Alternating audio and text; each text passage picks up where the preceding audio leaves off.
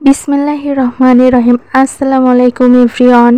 আজ আমি দেখাবো একদম সহজ এবং সুপার টেস্টি ডিম আলুর ঝোল। আর খাওয়ার পর সবাই বলবে ওয়াও। ভিডিও শুরু করার আগে নিচের সাবস্ক্রাইব বাটনে ক্লিক করে রাখো যাতে আরও সুস্বাদু রেসিপি মিস না হয়। তো চলো শুরু করি। প্রথমে একটি প্যানে পরিমাণ মতো তেল দিয়ে সিদ্ধ 5টা ডিম দিয়ে দিচ্ছি।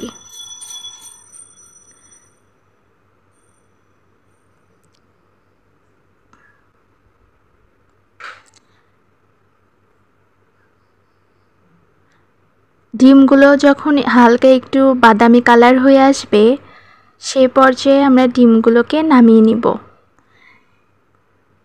তারপর সেই তেলে পেঁয়াজ কুচি, কাঁচামরিচ কুচি আর তেজপাতা আর 1 চামচ জিরে দিয়ে ব্রাউন হওয়া পর্যন্ত ভাজতে থাকব।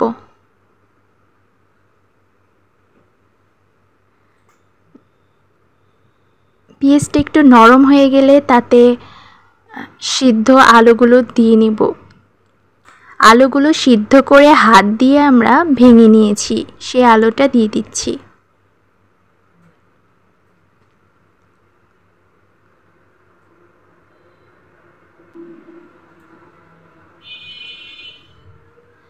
তারপর দিয়ে দেব এখানে পেঁয়াজ, রসুন, আদা আর জিরে একসাথে বেটে রেখেছিলাম, সেই বাটা মশলাটা দিয়ে দিলাম। তারপরে দিয়ে দেব সজের গুঁড়ো, মরিচের গুঁড়ো, হলুদ গুঁড়ো আর পরিমাণ মতো লবণ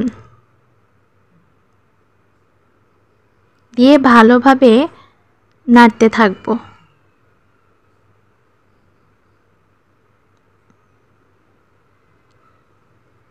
সবগুলো একসাথে ভালো করে কষিয়ে নিতে হবে।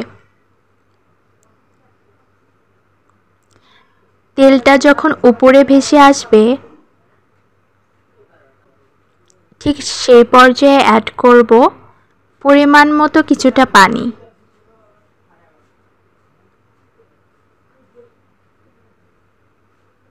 হালকা একটু নাড়াচাড়া করে আমরা ঢেকে দিব।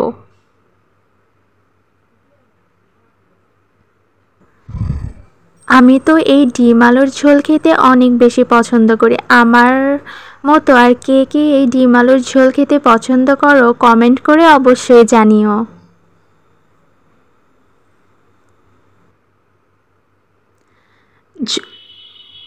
ঝোলটা যখন বলক উঠে এসেছে সেই পর্যায়ে আমরা ভেজে রাখা ডিমগুলো দিয়ে দিচ্ছি।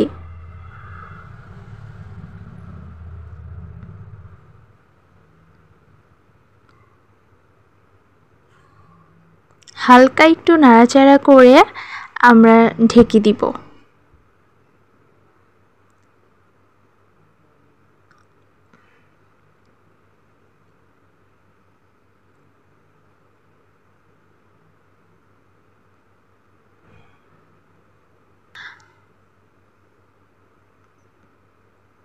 এই তো ঝাল ঝাল ডিম কষা একদম রেডি।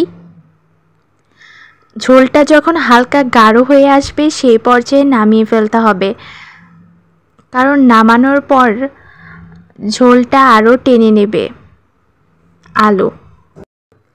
এই তো দেখো বন্ধুরা, আমাদের ডিম আলুর ঝোল একদম রেডি। রং, সুগন্ধ সব মিলে একদম পারফেক্ট। ভিডিও যদি ভালো লেগে থাকে নিচের সাবস্ক্রাইব বাটনে ক্লিক করো আর লাইক দিতে ভুলো না যাতে আরও মজার রেসিপি পেতে পারো। তাহলে আজ এখানেই শেষ করছি। আল্লাহ হাফেজ।